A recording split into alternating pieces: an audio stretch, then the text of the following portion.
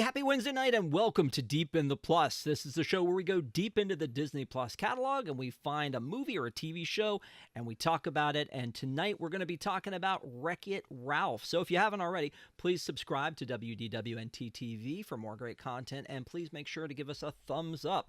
Speaking of guys that's going to wreck it, I don't know why I said that, dude. It's Patrick. I'm gonna wreck it. Yeah, buddy. Are you excited to talk Wreck-It Ralph, man? Of course I'm excited to talk Wreck-It Ralph. Wreck-It Ralph is the subject of one of my favorite, probably incorrect Disney urban legends that Pixar and Disney decided to switch the titles on Brave and Wreck-It Ralph, and that this is actually a Disney animation and switch it, Pixar and Disney. This is a Pixar film and Brave is a Disney film. That would make sense. I mean, obviously, it feels like it. Brave is and let me just tell you, I've never heard that, but having heard that, I will tell you that it makes so much sense because this doesn't feel like a typical Disney movie to me, and Brave doesn't feel like a typical Pixar movie. So, interesting. I'm bought in.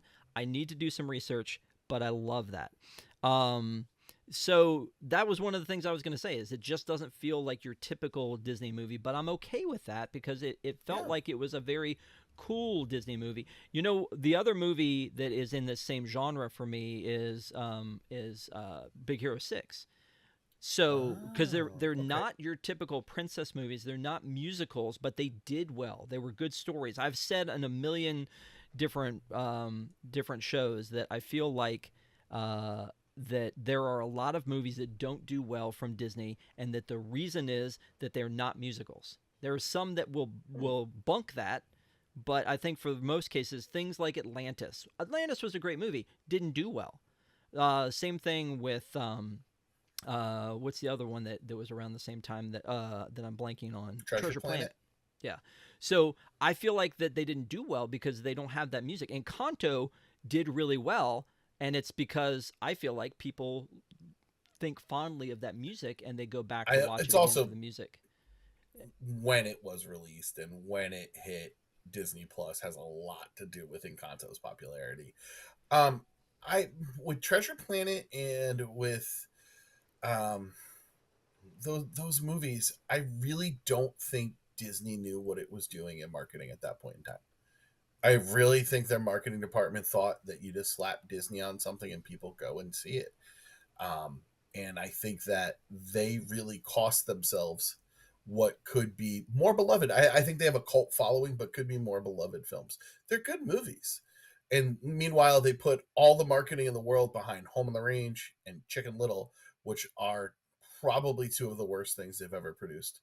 But again, Chicken Little, Home on the Range, these are movies that just they didn't do all that well. And you're right, it may be just because of the lower quality of movie. But I love Meet the Robinsons, and that one didn't do well love either. Meet the Robinsons. So, which is one we've never reviewed, which is one we should do at some point too. But again, these are all falling under this umbrella that is a Disney full-length animated feature. A Disney animated full-length feature.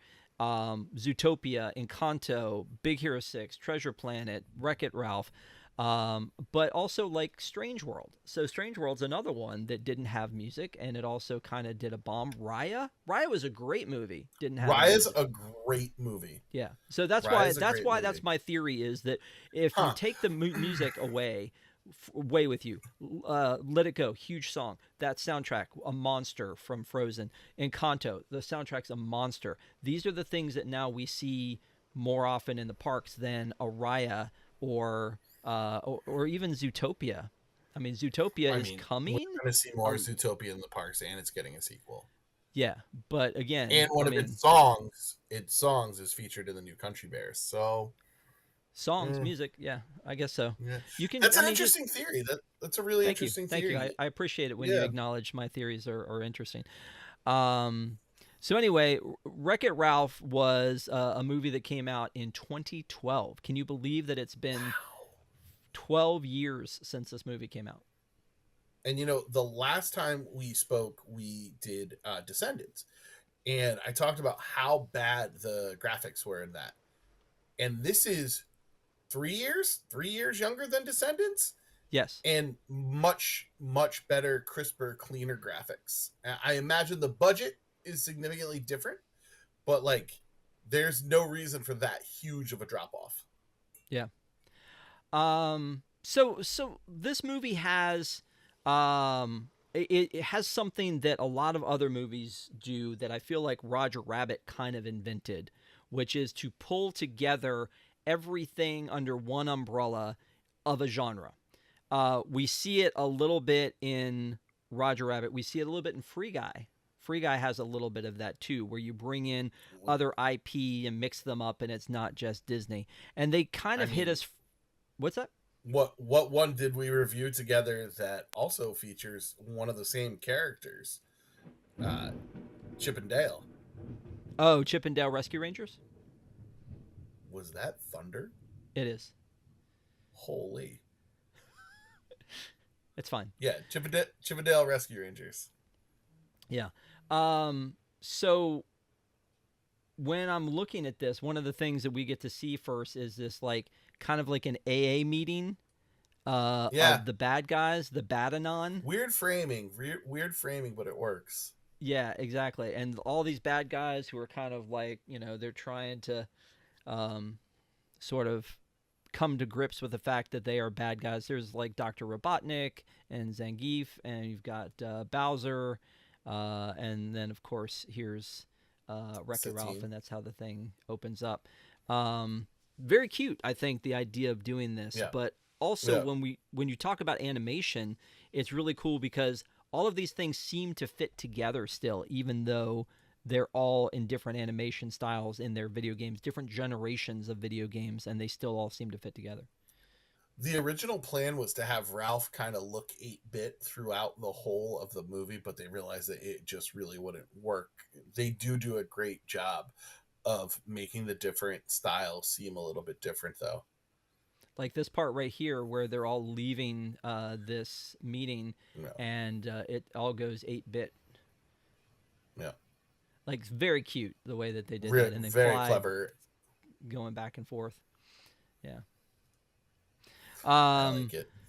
So, we're learning a lot of things through context, which I love. I know that I've mentioned more than enough times, don't insult me with exposition. If you can kind of tell me along the way without, it's like, tell me this without, like the old internet meme, tell me this without telling me this. Tell me the story and the rules and the background without having a character tell me everything. They give you the rules. They do give you the rules. I know you like that. So, if you die in the game, you die in real life. So I was going to say exactly that point is that when it opens up, Ralph is narrating and he's telling you where he's been, but it's because he's telling them the kind of story that you would tell in a help group. And so it's kind of like we get the exposition, but it's through context. And so I think that that's a lot smarter way to do it. But yeah, the idea is that if you leave your game and you die in another game, you don't respawn, because why would you respawn in another game? That wouldn't make sense. And they explain that to us with Sonic the Hedgehog on a billboard inside of Game Central. And I love that. I love that they do that. And it's just very, very quick that they do it, and they don't put it in your face. But basically, the video games go, and they can go back and forth through video games if they use this. Basically, it's a Grand Central Station, but it's really a what do you call the thing that you plug a whole bunch of things? Power strip. It's basically a power strip. So yeah, very cute the way that I love how everyone's afraid of Ralph because he's a bad guy. It just drives home the point. Yeah, but that's again, it's showing you, not telling you. Yeah. And again, I think that one of the things that I love about this movie too is that this was the era that I grew up in with video games, like Q-Bert and Pac-Man and Donkey Kong. And I find it interesting that we go out of our way not to show Mario, Peach, and Donkey Kong, since they look so similar to the video game Fix-It Felix Jr. Like, they go out of their way not to show you those because it kind of is that. It's Rampage. It is. so much like Rampage, which was one of my favorite games, and a terrible movie. So right, it's one of those like the Battleship movie with Rihanna, where it's like, why did you even call it this? Like there was no reason to call it this. Um, but it's again, this is I can't not see me personally. I can't not see Donkey Kong in this. And they mention Mario and when they're having their big party, and Mario, Mario is always late, but you never see him. So we No. don't ever see those characters They come did in. give They us just refer to Bowser them. though. They did give us Bowser. That is true. Mortal And Kombat not there. Cheap knockoffs. the other problem is that they have if you were being true to the Donkey Kong thing, there would already be a love interest for Felix, and that ran through my mind this time for the first time. Is that then he wouldn't find the love interest in Hero's Duty if he had already had a love interest in his game, because that's not how Felix rolls. No, it's a different. It's not the exact game. It's a little bit different. It's playing a different chord, and it's very similar. Like I said, like graphically, it looks almost identical to Rampage, but I like the story that they're telling with the game, and I know that it's been out a couple times and able to play. I would love to be able to play Fix It Felix Jr. I mean, we have so many arcades across Walt Disney World property.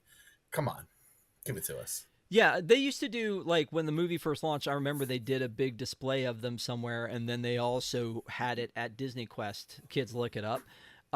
They had the game there, but I do feel like it should have been everywhere. I think they should have done a little... I mean, at least they made it. I feel like they should have done a little bit of a better job. But as we talked about the animation, and they do the 8-bit animation when we see it through the game, but then when we see it inside the game, everybody kind of looks that same smooth computer. But I love that they still do this bit with all of the Nicelanders, where they kind of move like jumpy, as if that's the way they would have in the 8-bit game. characters. Yeah. So at least they move that way. And I love that Fix It Felix has a party outfit. Like, that's kind of fun. So basically the storyline is it's the 30th anniversary of the game. Ralph is feeling like he's a big part of the game. It's not called Wreck-It Ralph. It's called Fix It Felix, although, it could have been called Wreck-It Ralph. Then he wants to join in with all of them celebrating this 30th anniversary because he feels like he's as big a part of the game as anybody, and he is. And all these Nicelanders are being mean to him, which again goes back to what we talked about 2 weeks ago with Descendants. And I was talking about all of the people from Auradon. I got it wrong then too. Is that right? I didn't say it right either. Auradon. Spell it that way then. I'm just saying. So Auradon, there should have been nice because they're good people, and they're not. And so in the Nicelanders being mean to Ralph, that's sad because you're like, you get there's a lot of characters in this game that should be nice and are not, and yes. I think that's kind of what the bad guys aren't so bad. Yeah, true. So they basically shut him out. Felix is trying to be the bridge. He's trying to be the nice guy, but kind of like knowing that the Nicelanders don't want Ralph there, but knowing that he feels obligated to be nice. And so, which is a lot like the character Kenneth Parcell from 30 Rock. So I feel like, yeah, he's the same. And he's just doing that Jack voice. McBrayer is the same everywhere. Yeah. But it's fine because he fits perfectly. So here's something, and we talk about the rules of the world, and this is something that kind of gets to me a little bit, is do they know clearly that they're a game. Do they know that this is all part of a story? And like Ralph isn't really a bad guy, and it just seems like if they know that, if they're aware of their situation, then they're being unnecessarily mean to him because it's all just part of the game. They know that they need him for the game to work, and it's just like he's your coworker at that point in time. You may not like him, but it sets up a weird dynamic of what we know and what we don't know, especially when we go into Hero's Duty, is that it seems a lot more quote unquote real to them. That's a good point, because the Nicelanders know, and maybe it's because of age, right? Because Hero's Duty is a new game, but maybe it's because they've been around the block so long that they know that this is, that this is a story in a game, or maybe it's because it's such a small loop of a game.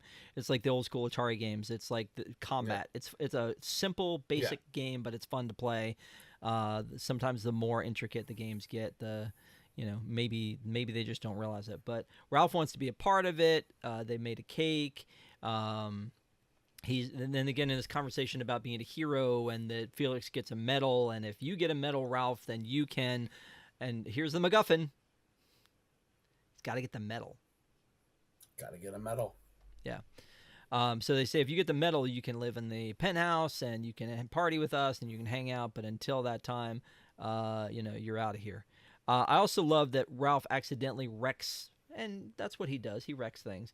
That he accidentally wrecks the cake. And when he wrecks the cake, a lot of the people, the Icelanders, and they have the icing and things on them, it looks like it's actually 8-bit icing, like on the wall there. I think that's a nice little touch. It's really, really one of the prettiest Disney movies of that era. Like, it really looks good. Yeah. I mean, Sugar Rush looks amazing. And you know what? There's a little bit of music there too. There's Sugar Rush. So he decides to go down to Tapper's, which is like the local bar, which I love because Tapper was such a great game. I feel like I Tapper. Sucked at that game so bad. The original one was just Tapper, and then I think that it was like, oh guys, they're serving beer to kids, and they renamed it Root Beer Tapper. Yeah. But it's a stressful. It's a stressful game, yeah. And basically, for those of you who don't know, you go up and down the bar and you throw beers, and then the patrons come in and they get more unruly and they get faster towards you, and you've got to keep throwing beers. And very similar to Burger Time. Did you ever play Burger Time? Yeah, of course I played Burger Time. Yeah. Yeah.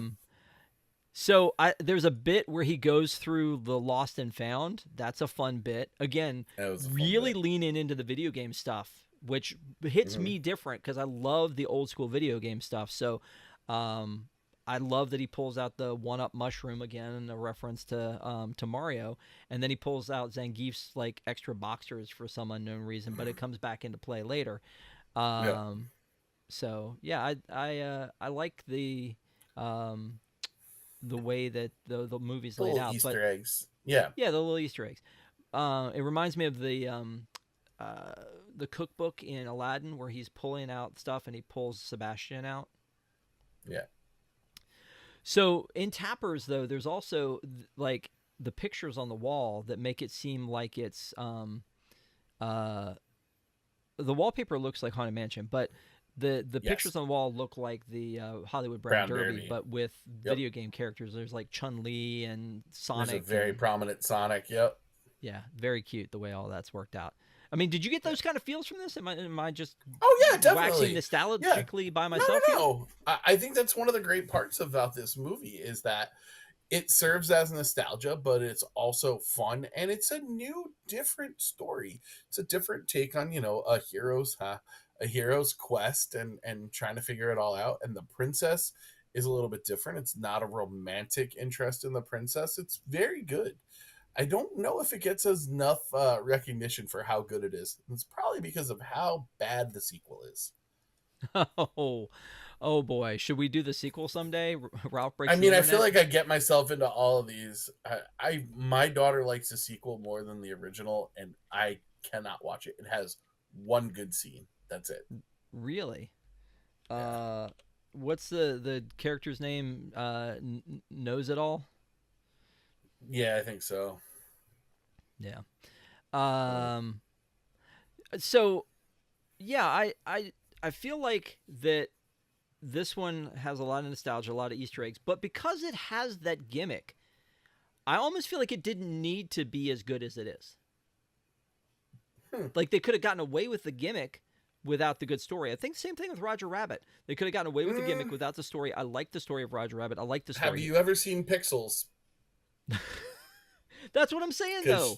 Like that's the gimmick without the good story. Yeah. Okay. Yeah. You're right. It has to have both, but this one does, and I think that's what makes it so good. Same with Roger Rabbit.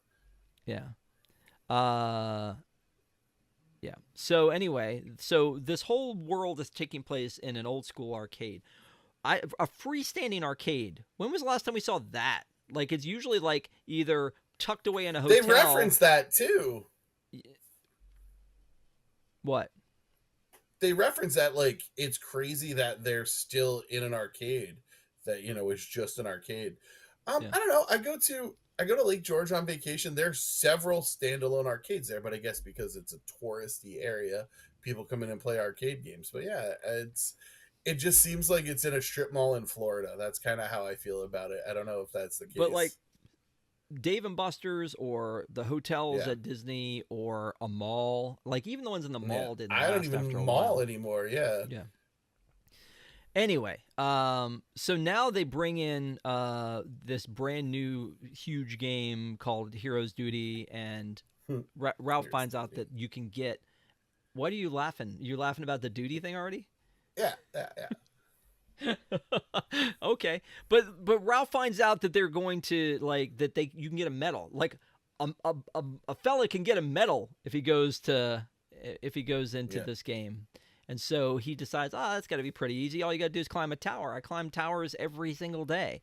But then when you get into the game and seeing it, it again shows the depth of this animation, that it's the same animation, but it feels Yeah. like Halo. I mean, it feels like it. Like Yeah. it's so well done. And I guess the background style is a little bit different, but the overall animation of the faces is the same. It's just really well done. Yeah. I just put together that that's probably Halo. And to me, what it felt like was that like Time Cop game in the arcade, or the zombie one, like that you're a first person shooter with the gun in the situation. But yeah, no, that's definitely Halo. And I don't, Yeah. 19 years later, 20 years later, almost, putting Yeah. that together.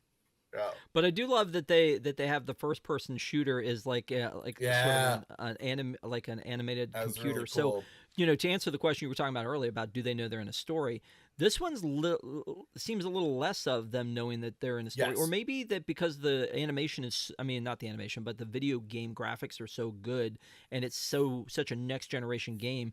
Maybe there's like an AI at work because the heroes are afraid of these cybugs. Yeah. And so the cybugs don't seem to like take it easy on them either, as like the Yeah. Nicelanders and Ralph. So maybe that's part of it. I don't know. That's a really valid point, but they also seem to know the rules of the world outside the world. So they know, like, you can't leave your game. If you leave your game, they know about Turbo. Or no, she doesn't know about Turbo. She doesn't because Felix has to explain to her Has to about tell her what about going Turbo. is. Huh. Yeah, Interesting. because So I don't know. I know you get when the rules of the world aren't consistent, but I think that they can't be because of the age of the games that we talked about, that these older games have more information, they have more knowledge, and they've seen more. And so maybe as Heroes Duty gets more weathered and they start to realize that it's a game, they'll start to know the things that the other games know. yeah. You know what I find interesting though is that they introduce us to Sugar Rush, and Sugar Rush is the game where Wreck-It Ralph ends up after Heroes Duty. But they introduce us to Sugar Rush in the arcade, and like there's a banner up that says the things that we are going to know again: random rosters and new racers daily. And then there's the machine, and it's two together. So I guess that both machines have the same rosters. Yeah, no, I've played games like that. Yeah. Yeah. I love the fact though that there's a Subway placement of a cup in there for no particular reason. I did not catch that. You didn't catch that? It's got to No. be paid placement because it is like legit. I mean, it's not like when like on Big Bang Theory they always took the sodas and made them slightly different. Like instead of Dr. Pepper, it was like Dr. Pep or something like that. But for the Subway cup, they made it so realistic that I almost was like, did Subway pay for this? Oh my God. Right? Like, I mean, that's legit, right? And like, it's well framed. Yeah. So do you like think right Subway in there. paid for that? Possibly. I mean, if you go back to what was going on with Subway at that point in time, they did need some good PR. Yeah. So the little girl wants to play Sugar Rush after everything gets screwed up with Hero's Duty, and then she goes to play Fix It Felix, and then she can't because Ralph's not in it, and he's left the game, and so they decide they're going to put the game on as like it's out of order, and it's going to get picked up the next morning. Now we have a ticking clock. Yep. So until this point, Ralph was just being Ralph, and now we have a ticking clock, and there's a problem, and they need to save the Nicelanders and Fix It Felix Jr. by getting Ralph back immediately. But he's in Hero's Duty. He gets his medal and then gets shot into Sugar Rush, where he meets Vanellope. And man, what a meeting they have. The trading of barbs. Do you think that, it's just one of those things where I always wonder to myself, do you think they just let Sarah Silverman loose, or do you think they already had the dialogue? This is really funny. A lot of times with films like this, the people who are doing the voices do not record together. It's just the way it is. Sorry to break the fragile magic, but in this film, a lot of times the actors were recording together, which led to an increase in improvisation, which, I mean, John C. Reilly and Sarah Silverman going back and forth. I can't imagine two of the best improvs that we know, and just really well done. Diaper baby. Yeah. No, I just, John, let's talk about the cast for a second. So John C. Reilly plays Wreck-It Ralph. Jack McBrayer, as we mentioned before, is Fix It Felix. Jane Lynch as Calhoun. Sarah Silverman as Vanellope. Mindy Kaling as Taffeta. And Alan Tudyk as King Candy. And Ed O'Neill as the arcade. Mr. Litwack, the arcade owner. And Dennis Haysbert as the General Hologram is what they call him in this. But Dennis Haysbert, great voice, amazing voice. I'm surprised they don't use him more often. Yeah. And there's a lot of other smaller bit parts with Horatio Sands and Adam Carolla, Skylar Aston, and Joe Lotruglio, who I will always remember him from Brooklyn Nine-Nine. He will never Phil not be Dunphy. Phil Dunphy, Sour Bill. Oh, okay. Ty Burrell. Ty Burrell, there it is. Thank you. Yeah. So huge cast. Yeah, even the people who are in there. And you know what? I just watched a movie called If. I don't know if you've seen that one or not. The new John Krasinski. I haven't. It's pretty cute. But they do the same thing. There are a lot of these little minor characters that are voiced by big name actors, because I guess he was like, hey, come in and do such and such. Come in here and do this voice or that voice. Lorraine Newman is in this. Scott Menville, who does the voice of, as you know, Robin in the Teen Titans Go. It's a jam-packed cast, and it's really a lot of very talented and fun people to listen to. I think my big problem with Jack McBrayer is he's always Kenneth the Page, and I think that's just how Jack McBrayer talks. And right. I imagine when you're casting him, that's kind of what you want in that scenario. But I don't know. It's hard for me not to see Kenneth the Page as Fix It Felix Jr. No, that's exactly what I was saying, which about him being, kind of this walking the line and always being nice and, giving in to other people. I agree. It's one of those things where he's just kind of always himself, but sometimes that's okay. Sometimes it's not. Kevin Costner as Robin Hood was not okay. Looking at you, Vince Vaughn. Taking shots. Yeah, I know. Shot after shot. Alan Tudyk at this point was very famously like the lucky penny in the Disney arsenal. He was Alan Tudyk. You mean Steve? Oh, Steve the Pirate Steve? Is that who you're talking about? He's King Candy in this, but he's not King Candy in this. He's basically the Mad Hatter. Yeah. He's exactly the Mad Hatter. It's the cheesy little jokes, the spaciness, the manicness, even the slight look of it is basically the Mad Hatter. And I think that in stuff like Once Upon a Studio, I think he subs in for the Mad Hatter as well. So I feel like that's him, but feels like a straight Mad Hatter ripoff. Well, you just threw that over to me like I had some big opinion on it. No, I'm agreeing with you. It feels very Mad Hatter. I was trying to think of who else that voice sounds like. Ed Wynn. Okay. Yeah, because it felt like he was doing another actor, not just another character. Yeah, Ed Wynn, who I think was also the Mad Hatter. Yeah. The original. So I mean that would track that they would be related there. I was like, I drew a blank on that. But I think Alan Tudyk is amazing. He came out at D23 last or 2022 on stage talking about all the voices that he had done, and they are a little bit different. The Duke of Wesselton, Duke Weaselton, the goat from Wish was what he was promoting at the time, Valentino. Yeah. And then of course King Candy. Which is King Candy is very similar to his voice he does in Doom Patrol. Very, very similar. But yes. Yeah, he's a very talented man and Disney's lucky charm and a very good rooster. Yeah, agree. So again, huge cast, great cast. And I think that helps too. You know, I mean, a lot of the movies that you see anymore have one famous person and then a bunch of B-listers, C-listers, or lower anymore. I feel like they don't invest in a cast to this level anymore. And again, I think that If is probably, an anomaly in that case, but it's probably John Krasinski pulling in a lot of people who are friends who are willing to help. But it was Ryan Reynolds and John Krasinski doing that one, and then all those other voices. But I think it's rare anymore. I mean, I think the Marvel films really killed that because every role has to be filled by a star. But I don't know.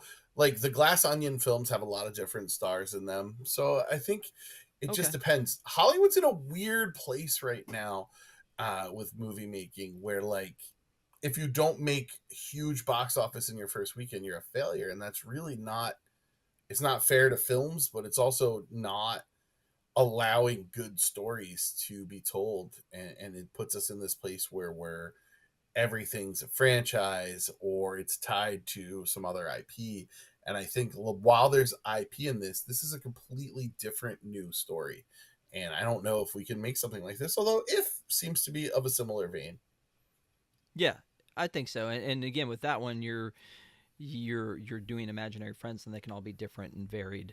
Yeah.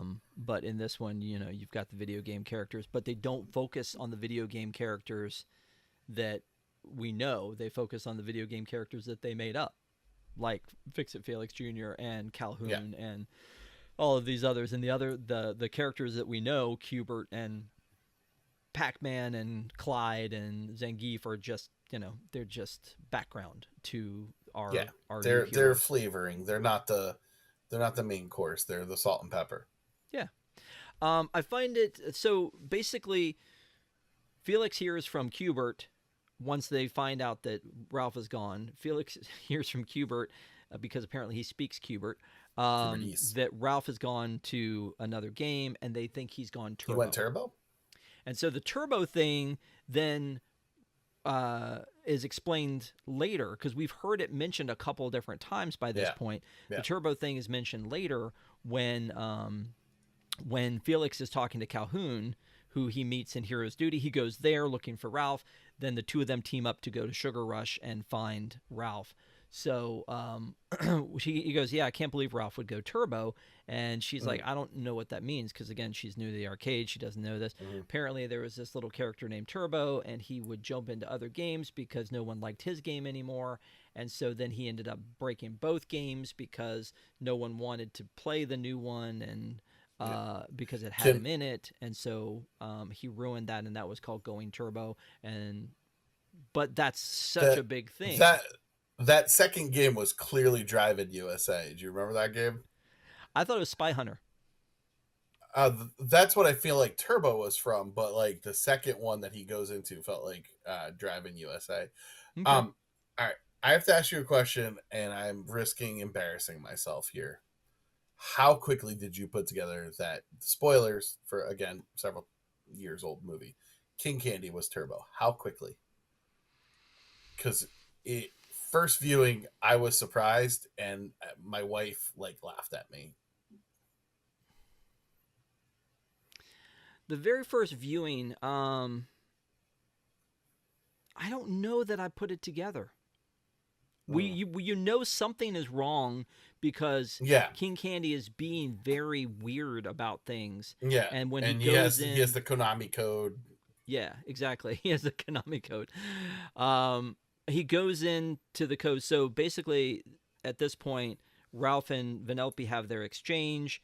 She finds his medal and runs off and uses it to enter the race, which she's never had any money to enter the race before because she's a glitch and glitches aren't allowed to race. So then they don't get winnings for money winnings, and then they can't enter the next race. So she's been off the board, and she gets this and secretly enters, and now she's part of the race. And King Candy goes into the code to get Ralph's medal back. And at that point, you're like, wait a minute, what underhanded stuff is this guy doing here? He's not just the guy who's in charge here. And what does he have against Vanellope? Honestly, I thought it was a reveal. I'm going to go ahead and put that out there. I think that originally when I saw this, I thought it was a reveal. I thought it was I think well it was played. a good reveal. My wife is always, no matter what show we were watching, she always puts it together a little bit faster than I do. But I think because I like to get immersed in the fiction more than she may. You know, a lot of times, especially if like my wife's watching a show because she loves murder shows and I'm sitting there doing something else while she's watching them, I'll get engrossed in it and I'll immediately start to try to pick out who done it. Especially if it's like a big name guest star. It's who happens to be on this episode of Law and Order. It's like, well, I guess he's the one who did it. Yeah, so I thought it was a good reveal, and you know, we go through like the mini game and everything, but where you left off is him going and getting the medal back, which then leads to probably the most heartbreaking scene. Yeah, that doesn't involve death in a Disney movie. Yeah, him breaking the car Yeah, because he's doing it out of love. It reminded me. Do you remember Harry and the Hendersons? yes, of course. Where he's like, "Go, we don't want you anymore." It's the same thing. It's like he's like, "Oh, an oddly emotional scene in a movie that maybe didn't earn it. I think that this did earn this emotional scene. I think it did, and man, it hits hard. Yeah, it does. It does. Backing up to Calhoun and Felix's story, when they fall into the Nestle quicksand, the Nest quicksand, that's again perfect product play. That's the logo. Like that's the logo for Nesquik. So like, did they pay for that? That's the question I want to. Like, it feels like Disney might have asked for that one. Laffy Taffy too. Like it feels like they might have been reaching out for people. Not Mentos though, right? It's not called Mentos. And it's not called Diet Coke. Yeah, no, it's not called Diet Coke, and that's an issue I have too. So basically, to get his medal back, Vanellope convinces Ralph that he needs to help her because, again, from a heartbreaking standpoint, the girls like Taffeta, they all get there and they're like, we're not going to let you race. We're not going to race with a glitch." Awful. Yeah, and so they call her a glitch. They wreck her car. And they break open her car, which wasn't a great car to begin with, and they break it into pieces. And then now she's like, if you want your medal back, I've already entered it into the race. You have to help me to win this race. We have to go make a car. So she has him help break into a mini game that helps him make a car. A lot of fun. Really fun scene. Yeah, and so when once they've got the car made, and then him going back and breaking the car, it's like it's even worse, I think, at that point because he helped her to make it, and now that he's not doing it because he got his medal back, but that's all she thinks now is that he got his medal back. But once they build the car, before he breaks it, they drive off and they go to Diet Cola Mountain. So again, not Diet Coke, but Diet Cola Mountain. Why is there a diet drink in a game called Sugar Rush? I don't know, man, because I don't know if the Mentos trick works in regular soda. So it's just out of convenience that they put it there? Like, it doesn't make any sense to me if a game is called Sugar Rush. the most random, nonsensical things to hang your hat on, dude. Like, as deep in the plus as we are going here, you are going to levels that you need not go. It's Diet Cola Mountain because it's what blows up in Mentos. Sugar Rush. Rob, Sugar Rush. Rob, let it go. Sugar Just Rush. let it go. You don't need to remember this. Just let it be. I love the part where Sour Bill, Yep. where he's not going to talk, and then Yes. he's like, Ralph's like, I'm going to lick you. He's like, you wouldn't dare, You and then he won't. just like Yeah. licks him, and then he's like, well, that was awful, but I'm still not going to tell you. I'll take it to my grave, and he's like, okay, just yeah. He looks like Pascal there from Tangled. Oh, a little bit. I can say,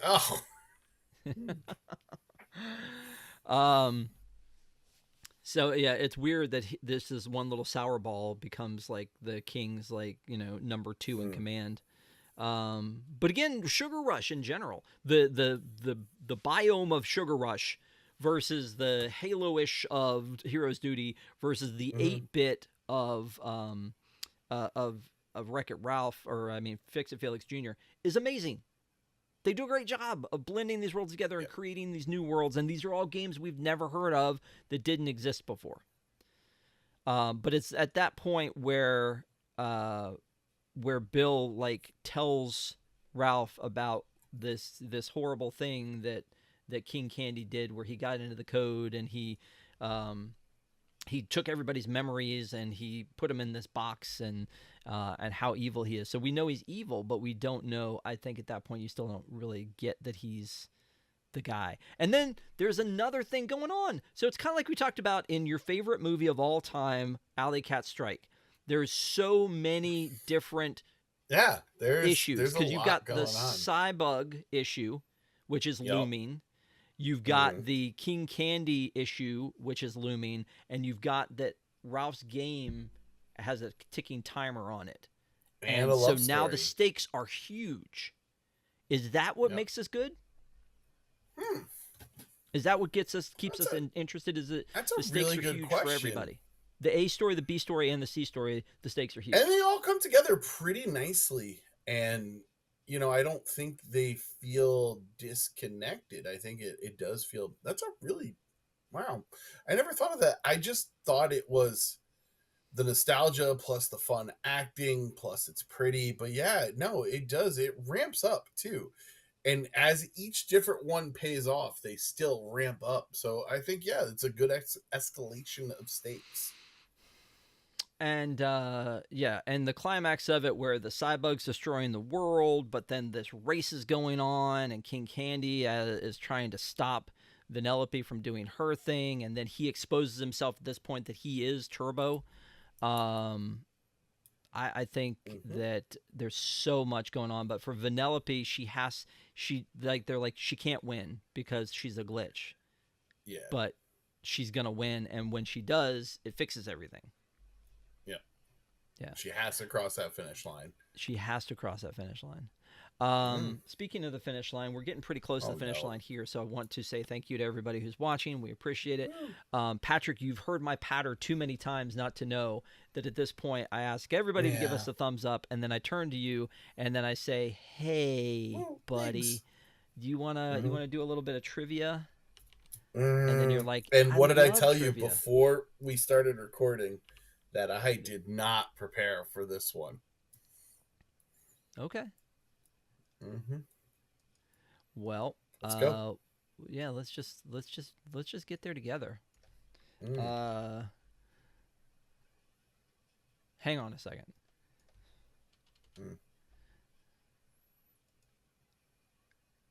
I may be in trouble here. Why? Hold on.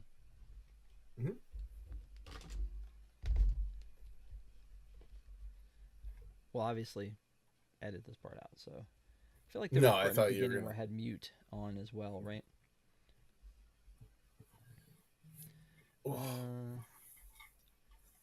Got it. Okay. Good idea. Is that water? Yeah. Ugh.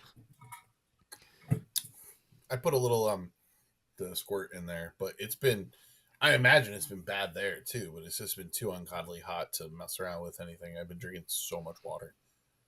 Yeah, it has been. All right, let's get this going. All right, run it back. So now I'm going to ask you some trivia questions, and I know you said you weren't really paying attention to the movie for trivia, but I have a couple, and I think that just enjoy it. But maybe in enjoying it, you accidentally found some of these gems for yourself, because again, these are just things that as I'm watching it, I think to myself, that might be a nice little trivia question. I try not to make it too minute, but at the same time, maybe it's a little bit of fun for you. Who knows? Let's try this. Can you do the bad guy affirmation? No, I'm just kidding. I'm not going to ask you to do that. I am bad, and that's not okay. That's good. Here's the thing. In the very beginning, Ralph gives his dimensions. How tall is he? Get out of town. 8 feet tall? 9 feet tall. Which means you don't know how much he weighs. No, but it was a lot. I remember 643 pounds. 605. I was going to say, I remember there's a 3 in it. Yeah. So he says, I'm 9 feet tall, 643 pounds. The Nicelanders have a big party without him. What song is playing at that party?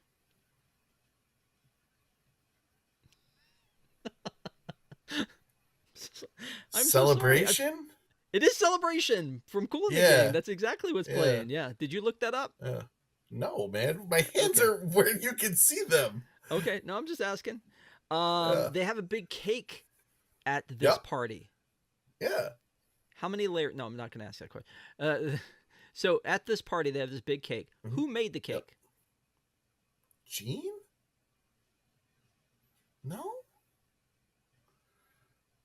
That's the only Nicelander I know the name of is Gene. Gene's the dude. Yeah. It's Mary. Ow. Edie McClurg plays Mary. That's why when we were talking about cast, I did not mention her, because that's Mary. But he mentions her name a couple times when they were talking about Mary making the cake. So, how much does it cost to play Hero's Duty? $1. $2. $2? $1 for Sugar Rush? It says 25 cents, and then it says times 8. Times 8. Yeah. Yeah.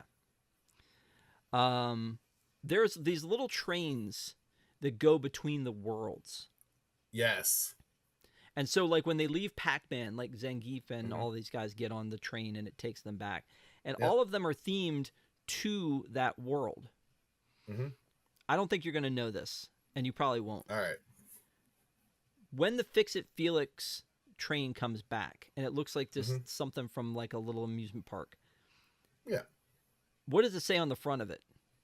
It has the the frame rate for what most 8-bit games are in, like the resolution has a screen resolution.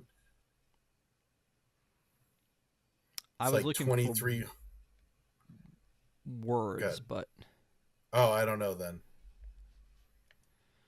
Hold on, because that was one thing I found. That was one thing that you found? Yeah, I saw that, and I was like, I'm going to make sure I remember these numbers. What are they? And they turned out that they were... I guess I was thinking on the front of this one right here, it says, it's always nice to be back. Oh. The train station of Nightland... Oh, it's the population of Niceland. Is 224 times 256, which is the common resolution of an 8-bit game. Oh, nice. That's good, man. Yeah. Last one is an easy one. It's a slam dunk. It's an easy one for you to do. You ready? Let's go. Turbo escaped from what game? What was the name of his game? I just saw it, Rob. You showed it to me, so obviously I know what it is because you showed me. Turbo Racers. Turbo Time. Turbo Time. I knew because he kept going. It's Turbo Time. Turbo Turbo Time. Yeah. Turbo Time. Turbo. Well, I appreciate you playing along. Hopefully, you guys in the chat had some fun with that as well. Hopefully, I don't know. Do we like doing trivia? I feel like it's a fun little bit to do inside the I game. think people enjoy watching me suffer, but that just may be some deep-seated issues that I need to work out, not on Deep in the Plus. Dude, the last thing that I didn't do trivia for the Liberty story, but the last thing that that Stephanie and I did before that was the Rookie of the Year. She just like blew it all away. She just nailed it. It was great. Okay, so basically, like we just talked about, there's so many different things that are at stake, and timing wise, they've got to get Vanellope to come back into the game. I didn't expect her to have been the star of the game either. I think that that's another reveal. We talked about this 2 weeks ago in Descendants, that like there's these twists or these misdirects, and so I didn't expect her to be the one who was in charge of the game, or she's the main character. Yeah, she's the main character. Here's the question, Rob. Vanellope von Schweetz? Yes. Disney princess? Here's the thing: is I think that there are others that should take the mantle first. I think Princess Eowyn from Black Cauldron should be a princess. I think Princess Kida from Atlantis should be a princess. I don't know why they're not. So should Vanellope be one? Yeah, I think she should be one. That's. But they kind of address that a little bit in the Wreck-It Ralph sequel. Yes. Ralph Breaks the Internet. In the only good scene. Yeah, the only good scene with all the different princesses and bringing back all of the original. You would think they would have done that for a better movie. Yeah, but it's great in that. It's really wonderful. We don't need to do a Wreck-It Ralph 2 review. We can just talk about that scene and be done with it. Yeah, that's a great scene. And matter of fact, when they showed that off at D23, they brought out the princesses who were in it, and it was amazing to see all of them on the stage at once. So, but again, you're right. This movie, in all of its elements, could have just existed on its own. There are a lot of movies that I think lend themselves to sequels, like again we thinking back on Descendants, that she's like, well, you ain't seen nothing yet, a whole new world is made. But like Nightmare Before Christmas, my favorite, your least favorite, I don't want a sequel. I want it to be in that world that it was, because anything else is gonna kind of mess it up. And I feel like Ralph was a perfect box. I think it was right where it needed to be. So do you know what would have been great if we put Ralph into other things, if he became like a cameo in other stuff, like if he had in that terrible Pixels movie I referenced earlier, or if he showed up in Chip 'n Dale Rescue Rangers. Like, did you ever see the trailer for Stitch where he kind of invaded everyone else's movies? Yeah. That kind of a thing. I think that would be kind of cool. All right. Oh, you got it? What? I got it. Why didn't we do anything with Ralph in the castle like they did with Stitch? Why did Stitch get to be the only one who tore up the castle? How crazy would it have been to make the castle 8-bit for like a week? It would have been so good. And they could have done it well, and they do it with projection mapping. They make it Sugar Rush-ish. With the projection really mapping good. during Happily, mapping. I think. I didn't think I would like it, but man, do I really enjoy projection mapping? I like it. Yeah. I didn't think I would, but man, it's great. Okay. So again, we have basically a happy ending. The game, Felix, Fix-It Felix Jr. is saved. The Icelanders welcome, Ralph to be a co-worker, as you talked about earlier. Vanellope becomes the princess of her game. Turbo is defeated. They defeat the Cybug, go back to that world. Felix and Calhoun get together. Wait, I have a problem. If you die outside your game, you don't regenerate. How did because there were still more Cybugs in the other game. I was like, how did they still have Cybugs? But yeah, there were still Cybugs. It's just the one. It's just the one egg that got out. Yeah. Got it. So I mean, it's a happy ending, and again, they've put it nicely in a box and sealed it up, and I wish it had stayed in that box. Do you think the sequel takes away out of these the 60 some odd what is it, 61 now full-length animated features that have existed. There aren't too many sequels in the Disney side. Obviously, Pixar is all about sequels. Toy Story 1 through 5, and and Monsters and Monsters University, and like they're all about sequels. Incredibles, which is again a movie I could have been okay with the way it was. Yeah. I don't hate The Incredibles 2, but I wish like I would have been okay with it just where it was. Yeah. Nemo, like there's so many sequels, but they don't usually do that too much, or they haven't in the past with Disney. And I mean, once we get past the direct to video, I mean, true, you know why? Yes, yeah, not counting money. Those don't it's count. always money. Yeah, agreed. Those don't count. But like, so you made a couple really good points there and talked about Toy Story 1 through 5. I feel like, and I know Desi feels this way, is that the diminishing quality of the Toy Story movies takes away from the enjoyment and the quality of the ones. And I feel like, to me, for a little bit, Wreck-It Ralph 2 does take away from that. Makes one less enjoyable, especially because they tease Turbo at the end and then you get nothing. And like, I don't know, man. I feel like it's really one of the worst things Disney has ever done. What? Wreck-It Ralph 2. Ralph Breaks the Internet is one of the worst things that Disney's ever done. Yep. Mm-hmm. That's a pretty bold statement. You know how we do our rankings, and like if we went through and made everyone really mad and ranked all like 61 Disney animated films, it would be close to the bottom for me. Be like Home on the Range, Chicken Little, and Wreck-It Ralph 2. Dinosaur? Yeah, that's down there too. I think Dinosaur is better than Wreck-It Ralph 2. Wow. Okay. Yeah. I think Dinosaur was their foray into computer generated, and therefore they spent too much on the computer generated and not enough on the story. Yeah, because Dinosaur, like, it's inoffensive. It's just bad. Like, it's not like, it doesn't harm me in the ways Wreck-It Ralph does. It doesn't have a character named Yas.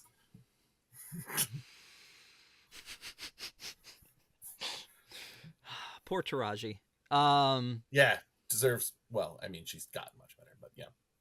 I'm sorry. What? Speak up. I can't hear you. Your breath smells so bad. My ears are numb.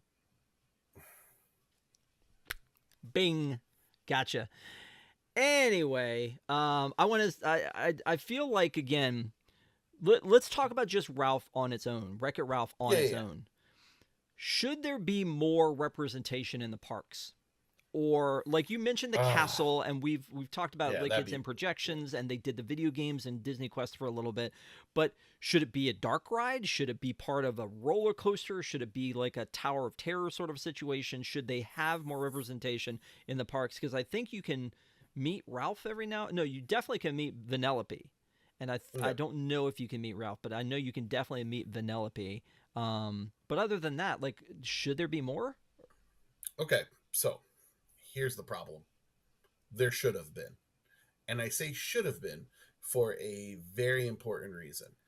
Is that we are year-ish away from Nintendo World opening across the street at Universal. And once that's open, and once there's a Mario Kart ride, there's no way to do a Sugar Rush ride. And that's what we should have got. Whether it was going to be some weird VR thing that was going to take the place of Stitch that was rumored, or, man, how great would Tomorrowland Speedway be, especially when previously there was an arcade over there, Tomorrowland Speedway being themed to Sugar Rush. I think once we know that Mario Kart is coming, you can't anymore. And how dare you suggest a Tower of Terror? What kind of monster are you to put that out into the ether? I didn't say make the current Tower of Terror. All right, but you thought about Tower it. Of Terror. Yeah, and you're right. There was a rumor that they were going to take the Stitch attraction and make it a Wreck-It Ralph attraction where you would get guns and be still in seats or something somehow, usually in the round the way it was.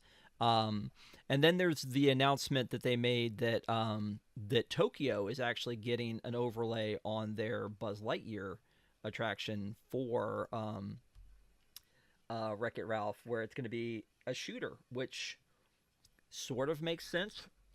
Did you ever do the shooter at the Void that was Wreck-It Ralph? Rob, I have never been to Disney Quest. The Void was not Disney Quest. It was a separate thing. It was in that area. Yes. No, because remember, we were there around the same time and we split off. We each went and did different things. But yeah, I didn't do it. Yes. Well, I thought it was a lot of fun. I loved The Void. I liked the Star Wars one better. There was, I think, an Iron Man one as well, but the only two that I ever did was the Star Wars one and the Wreck-It Ralph. And you were like, it was from Ralph Breaks the Internet. You're throwing kitties. You had a gun that would do that. I assume this will probably. It looks like from this concept art that it's basically going to be Sugar Rush, with guns, almost like maybe a Hero's Duty type of a thing. But it does not look like it's a Ralph Breaks the Internet thing. It looks like it's more Sugar Rush from the original one. Yeah. So if this exists and it becomes a thing in Tokyo and people love it, you don't think they'll try to port this over to our Buzz Lightyear? I'm fine with that.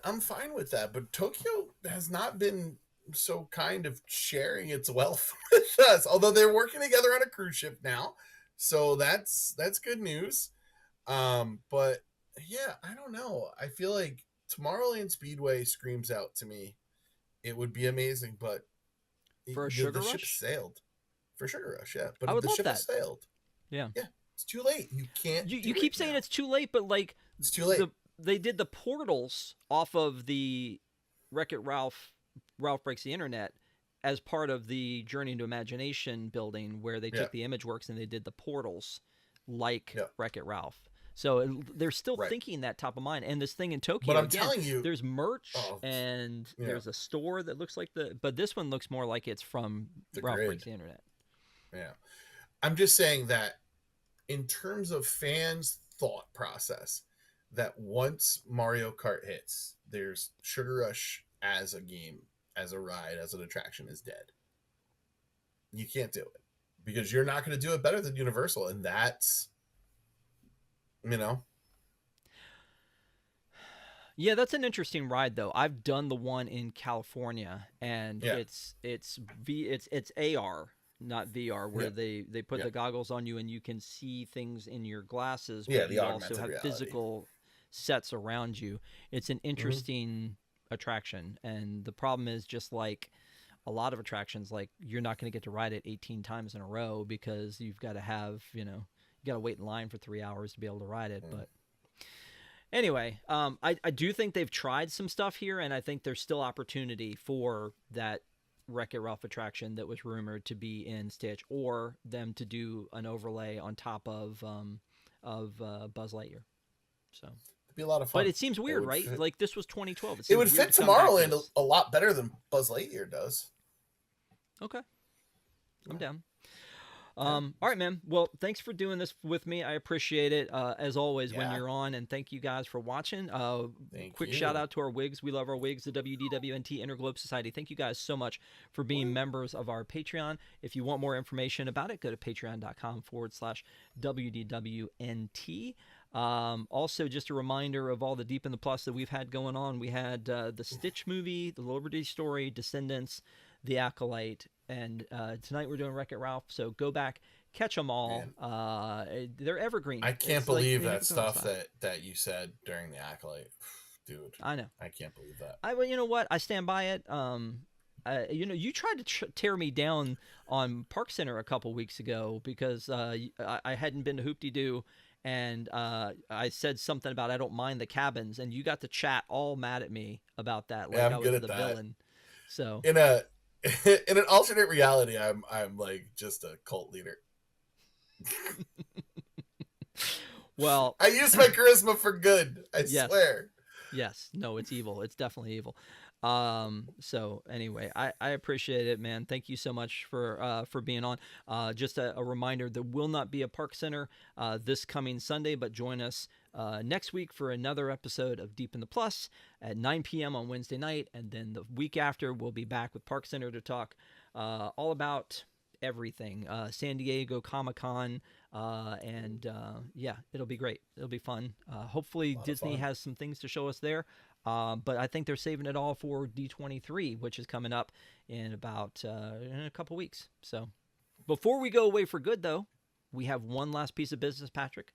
I need to know, the people need to know, I mean, we've talked about this movie, and honestly, I'm not really sure where you're going to go Really? with this. I think I know, but Yeah. would you recommend this movie? Rob, do you remember those choose your own adventure books Yes. where, you had to pick and flip different pages and you had to see which ending?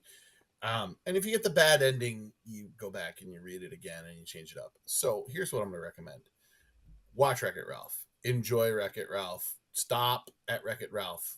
Don't flip the page to see what's next. Just watch Wreck It Ralph. It's a great movie. It's way better than it should be, and it's a ton of fun. Fun for all ages. Go get it. You know, you were talking choose your own adventure, but then you made me think of the Grover book that I had as a Ah, kid and my son had as a kid. Was called The Monster at the end of this book, where he's like, don't turn the page, and he's like trying to nail it down. And yeah. So honestly, I agree with you. I think that Wreck-It Ralph is an absolute must. You've got to see this movie, especially if you're an old school gamer and you want to see like all the references in there. I think that's great. I think that it stands up. It's, it came out in 2012. It's 2024, 12 years later, and I think it's still fun. And I don't think you have to have those video game references. When my kids were little and they saw this one, I think that they loved it too. It's just a great story. It's a lot of fun. And as we mentioned, there's a lot of climax to this. There's a lot at stake. And therefore, I think that it makes it, I think it's a well written story. I think it's a lot of fun. It's got, it's got some cool music background, like the Sugar Rush song and When Will I See You Again. Um, yeah, it's a lot of fun. I never regret watching this movie. I can't believe it took us this long to review it, but I appreciate you reviewing it with me, man. of course. Always fun. Awesome. All right, that's it. Thank you guys so much. We will see you again next time. Have a great week, everybody.